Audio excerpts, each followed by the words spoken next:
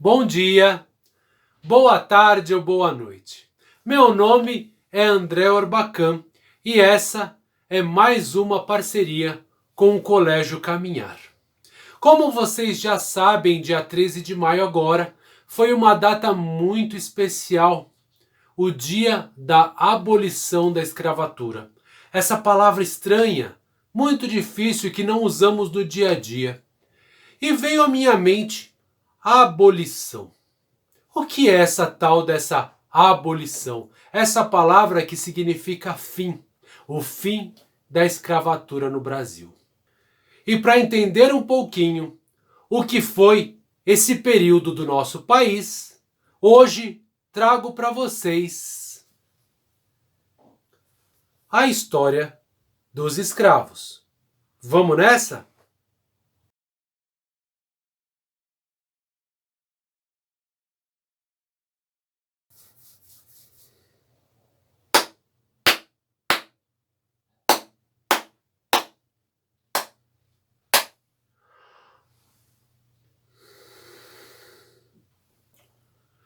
Chiquinho encostava o nariz na vidraça, olhava para aquela chuva que caía lá fora e fazia aquele embaçadinho no vidro.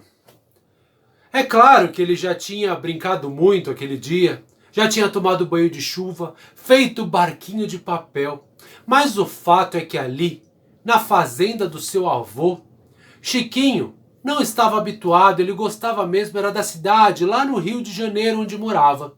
E naquela fazenda no interior de São Paulo, Chiquinho ficava meio deslocado. Ele olhava para uma casinha baixinha, caindo aos pedaços que ficava ali do lado. Mais cedo naquele mesmo dia, ele entrou naquela casinha e se assustou ao ouvir um gemido. Ah! Ficando ali encafifado, olhando para aquela casinha e tentando imaginar o que era aquilo. A dona Delmira, que olhava para o Chiquinho, perguntou: o que foi que aconteceu, menino? Sabe o que é, dona Delmira? Eu fui lá naquela casinha e eu ouvi um gemido. Pois é, Chiquinho, você não sabe, aquela casinha era uma senzala. É, e ali teve um homem que morreu com muito sofrimento, um escravo que foi deixado lá pelos seus donos.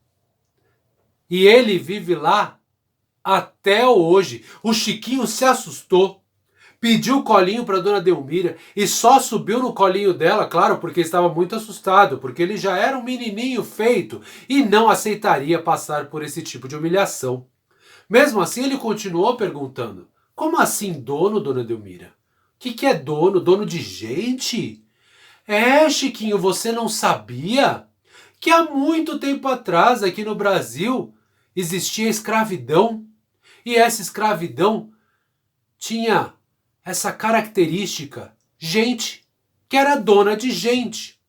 Como se fosse gente que era dona de bicho, sabe? O Chiquinho achou aquilo muito estranho e começou a fazer uma pergunta atrás da outra, uma pergunta atrás da outra. Mas é claro, a dona Delmira não sabia muito o que falar sobre a história do Brasil. O que ela sabia mesmo era fazer a bolo de fubá. Ai, não tinha um bolo igual dela. Então ela falou: ah, deixa disso, menino. Vai lá perguntar pro seu avô. E é claro, o Chiquinho foi perguntar pro seu avô. Mas o seu avô estava dormindo preguiçosamente numa poltrona velha.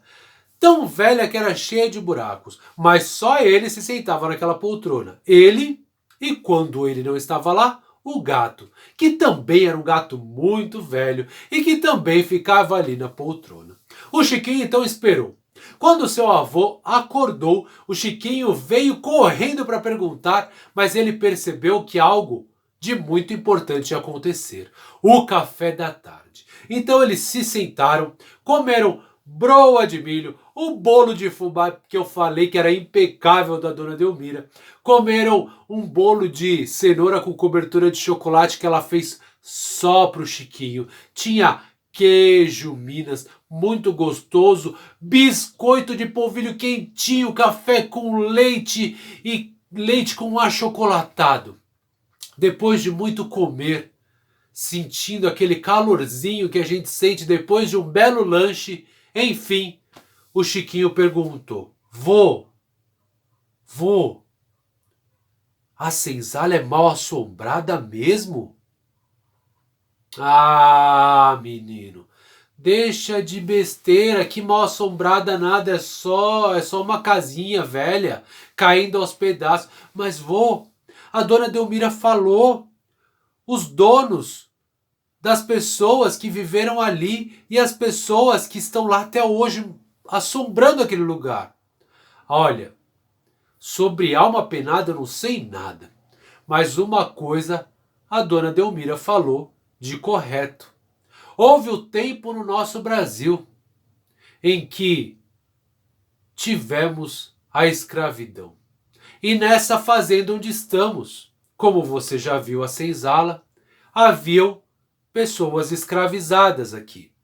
Mais precisamente, pessoas vindas do continente africano, negros africanos escravizados que trabalhavam aqui na fazenda. Mas vô, como pode isso? O que é isso? Como assim escravizados? Como assim dono? Pois é, Chiquinho. Nem sempre as coisas foram como hoje. O avô do Chiquinho adorava contar uma história. E ele também guardava muitos documentos antigos do próprio avô dele que ficavam na biblioteca. Então ele se levantou e disse: Chiquinho, para te contar melhor essa história, é melhor a gente conhecer a nossa biblioteca. Os dois se levantaram e foram até a biblioteca. O seu avô, então, foi procurando entre as prateleiras até que encontrou um monte de jornais velhos e disse: aqui está o que eu estava procurando. Vou ler para você algumas notícias para você entender, Chiquinho, o que era que acontecia nesse tempo. Sente-se à vontade aí. Então, o avô do Chiquinho começou a procurar naqueles papéis velhos e encontrou ali o que ele tanto procurava. Aqui, ó, veja só, ouça com atenção. Na Rua da Misericórdia, número 3, vendem-se bilhetes a 60 réis de uma rifa unida à Loteria da Misericórdia, que consta uma negra com 2 filhos. Cada bilhete, 20 números.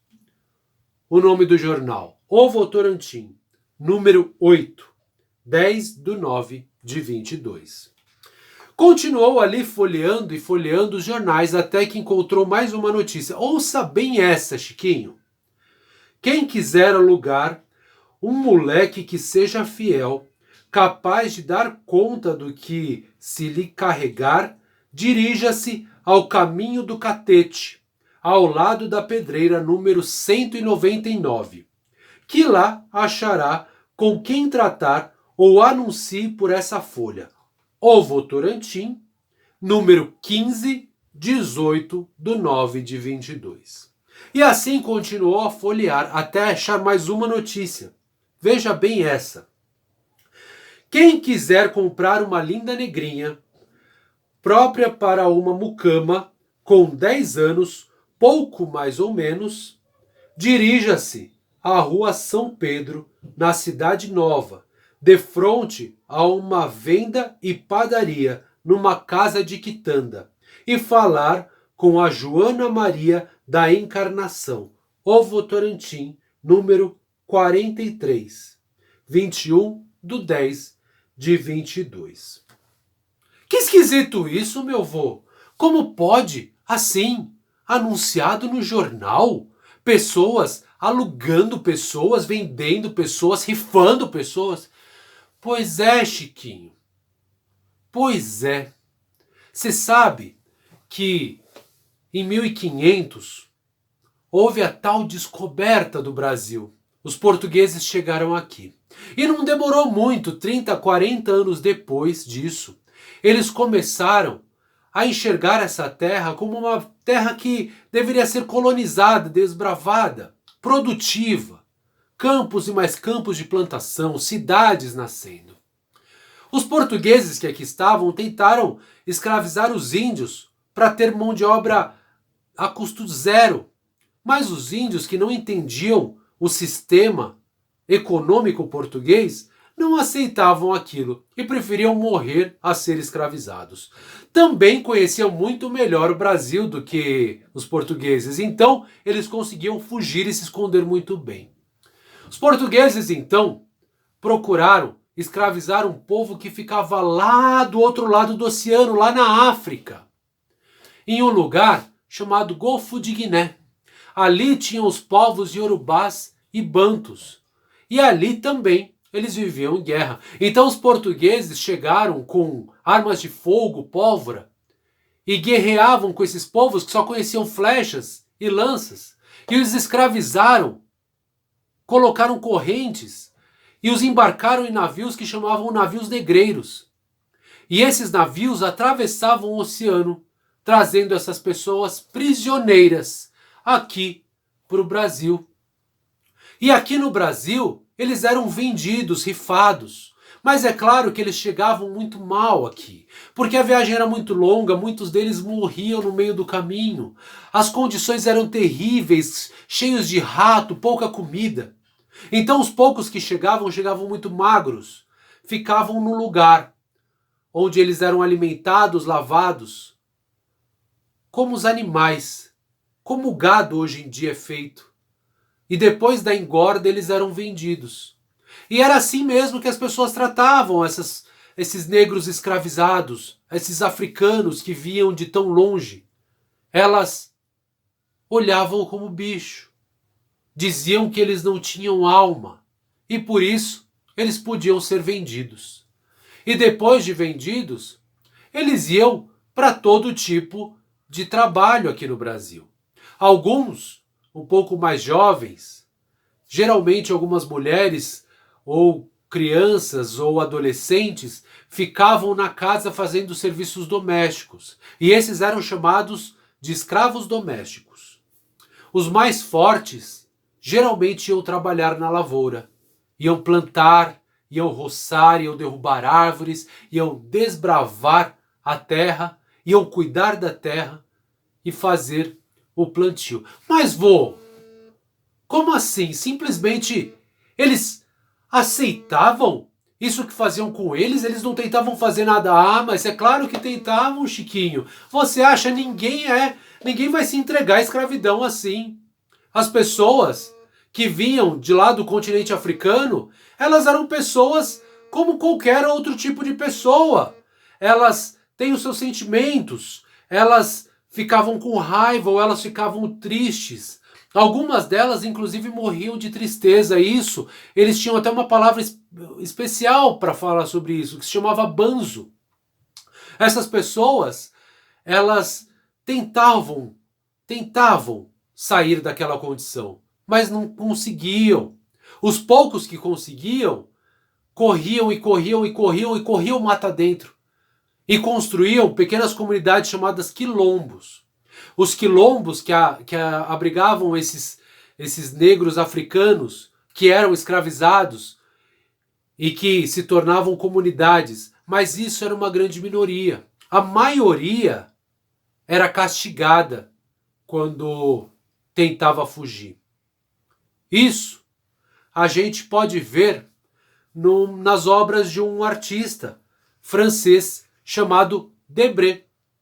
E foi aí que o vô do Chiquinho mostrou para o Chiquinho uma obra, um quadro. E o Chiquinho, ao ver aquele quadro, falou: nossa, meu vô, mas que colar estranho é esse que esse homem usa?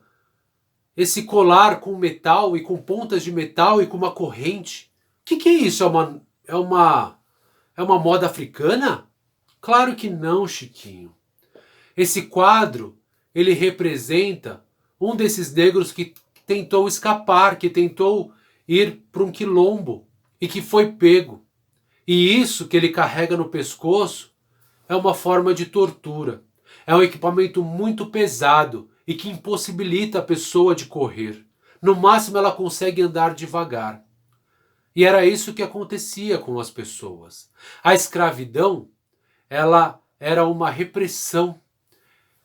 E ela só funcionava porque essas pessoas, ao tentar se rebelar e ao não querer se ajoelhar a esses portugueses colonizadores, elas eram castigadas. Existia uma focinheira que se colocava no rosto daqueles que eles consideravam que bebiam muito ou comiam muito. Existia um equipamento que se chamava tronco, que eram 2 pedaços de madeira com buracos, onde eles enfiavam os braços e a cabeça da pessoa e fechavam ali, deixando a pessoa numa posição muito incômoda e muito dolorida. E tudo isso para castigar caso tenha acontecido alguma coisa, tentativa de fuga, ou caso alguém fosse pego tentando comer algo da lavoura, ou caso alguém trabalhasse devagar. Existia uma técnica de amarrar que chamava pau de arara, que fazia as pessoas sofrerem. Existia esse colar que você acabou de ver. E, inclusive, como exemplo, para você ter uma ideia, Chiquinho, como era horroroso esse período, existiam chicotes feitos próprios para castigar os escravos, as pessoas escravizadas. Um pedaço de madeira chamado pelourinho, onde eles eram amarrados. E ali amarrados, no meio de uma praça, num lugar que muitas pessoas pudessem ver dentro da fazenda, eles chicoteavam as pessoas que tentavam fugir. Aqueles que tentavam fugir recebiam 300 chicotadas. E eu não preciso nem falar que 300 chicotadas é muito para qualquer pessoa. A maioria não conseguia chegar vivo ao final delas. Era terrível aquilo. E eles faziam como uma forma dos outros escravizados olharem aquela pessoa e não quererem fugir. Porque, como exemplo, eles traziam esses horrores. E esses horrores mostravam na pele do outro o que podia acontecer na sua própria pele. Mas, meu vô, as pessoas simplesmente olhavam essas coisas terríveis e não faziam nada. Ah, sim, Chiquinho, faziam. Quer dizer, tentavam. Algumas pessoas, como José Bonifácio, no período de 1822, para você ter uma ideia, ele já lutava pela abolição, já pregava essa mensagem, até mesmo porque eles estavam tentando fazer o Brasil deixar de ser uma colônia de Portugal e se tornar um país independente. E como país independente, ele poderia ter as suas próprias leis. Portanto, também não ter essas pessoas escravizadas. Mas é claro que isso tudo foi um processo muito lento. E isso que eu estou te falando acontecia muito nas fazendas. As cidades já começavam a nascer e já começavam a ficar grandes.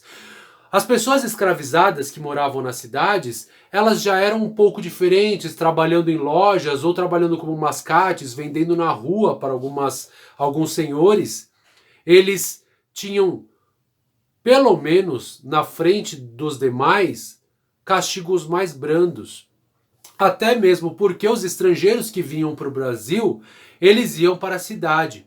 E o Brasil foi o último país das Américas a declarar a abolição. Por isso existia uma pressão muito forte do estrangeiro. Os outros países já questionavam o Brasil e já começavam a ameaçar de não comprar produtos brasileiros, caso a escravidão continuasse em nosso país. Por isso, os escravos que moravam nas cidades, eles eram um pouquinho melhor tratados. Mas é claro, escravidão é escravidão e sempre traz uma série de problemas para a pessoa que é escravizada. O processo do fim da escravidão foi um processo muito lento. Nós recebíamos essas críticas e ainda assim as coisas aconteciam aqui no Brasil. Muito do café que foi exportado, muito do leite, muito das coisas construídas no Brasil, elas iam com o sabor do sangue do escravo, o açúcar da cana-de-açúcar, a rapadura, tudo isso era feito nas fazendas. E é claro que para que a gente chegasse a comemorar no dia 13 de maio, como eu disse para vocês no início do vídeo, muita coisa se passou. Para vocês terem uma ideia de como foi esse processo, em 1850, então olha lá, o vô do Chiquinho falou que por volta de 1540 começou esse processo de vinda dessas pessoas escravizadas para o Brasil. Em 1850 houve uma lei que proibia o tráfico escravo. Então só em 1850 pararam de vir esses navios cheios de escravos para o Brasil, os navios negreiros. E é claro que isso não quer dizer que exatamente em 1850 parou. O que acontece é que passou a ser ilegal e os traficantes de pessoas começaram a procurar outros portos. E o preço dessas pessoas escravizadas começou a subir muito, essas pessoas que vinham direto da África. Lembrando que, se em 1850 se declarou isso, muitas pessoas que eram filhos de escravos nasceram no Brasil de 1550 até 1850. 300 anos se passaram e muita gente nasceu aqui. Essas pessoas que já nasciam escravizadas, sendo filhos de escravo. E é exatamente por isso que em 1871 declarou-se a lei do ventre livre. E a partir de 71, as pessoas que eram filhas de pessoas escravizadas não eram escravas. Elas já nasciam com liberdade. Em 1885, criou-se a lei do sexagenário. Então, todo escravizado com mais de 60 anos recebia a sua liberdade e era uma espécie de aposentadoria. Porém, essa liberdade não vinha com benefícios financeiros. Então, ela era liberta, mas sem ter condições para viver, acabava continuando vivendo na fazenda. E vivendo na fazenda continuava exercendo seus trabalhos escravizados, né? Tanto o ventre livre quanto o sexagenário tinha essa característica. Se você liberta o filho de uma mulher que é escravizada, ela vai ter que cuidar desse filho e esse filho vai crescer por essa escravizada como se fosse uma pessoa escravizada também.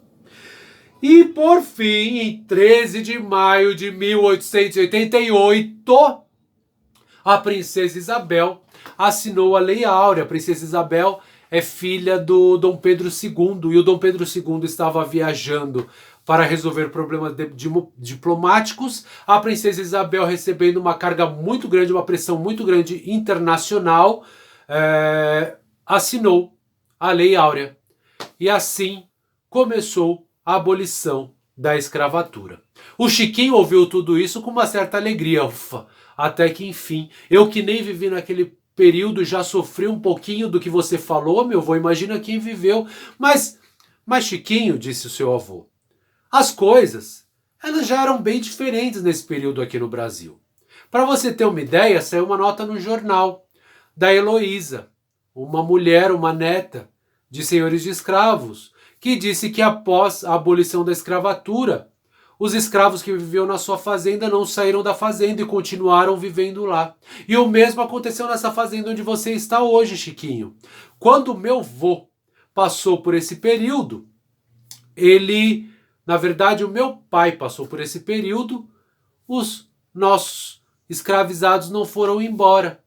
Foi aí que o Chiquinho olhou para o seu vô e disse, mas vô, você não falou que eles eram castigados? Você não falou que eles sofriam, que apanhavam, que trabalhavam, que acabavam com essas pessoas e eles não foram embora? Eu tô achando que tem coisa aí. E tinha mesmo, Chiquinho. Tinha mesmo. Porque não adianta nada uma abolição de uma escravatura falando das pessoas serem livres se essas pessoas não tiverem onde morar. As pessoas simplesmente tinham que sair das fazendas sem ter casa, sem ter como conseguir dinheiro, sem ter nada. Por isso, os poucos que saíram montaram pequenas comunidades, tentaram uma subsistência vendendo produtos, mas não tinham dinheiro para comprar os produtos para revender. Então, as coisas foram crescendo como comunidades pobres. E os que já tinham ali se acostumado com a vida na fazenda permaneceram na fazenda. E pior, permaneceram na fazenda como que por favor de um senhor de escravo. Então recebiam todo dia essa informação. Vocês estão aqui por causa do favor. Continuaram escravizados. E continuando escravizados, ainda tinham que agradecer o pouco que tinha. A escravidão foi um período terrível no nosso país. Ela, até hoje, traz graves consequências. Muitas das desigualdades sociais são frutos da escravidão. O Chiquinho voltou a se entristecer. E quando a chuva passou, ele foi lá conhecer de novo a senzala com seu avô. E percebeu que era um lugar terrível, com um teto muito baixo, sem janelas. Lá pouco se respirava. O odor era terrível, tinha cheiro de urina com umidade, porque o ar não circulava ali. Perguntou para o seu avô se aquilo era porque estava fechado há muito tempo. E o seu avô disse que não lembra de ter outro cheiro naquele lugar. Aquele lugar sempre cheirou daquela forma. O Chiquinho baixou a cabeça. E o seu avô, vendo que havia um probleminha naquela cabeça, uma certa vergonha, porque ele era neto, trisaneto de senhores de escravos, o seu avô resolveu contar uma outra história. Sabe, Chiquinho, uma vez eu estive com seu avô, o pai da sua mamãe. E o pai da sua mamãe também me contou uma história sobre o avô dele.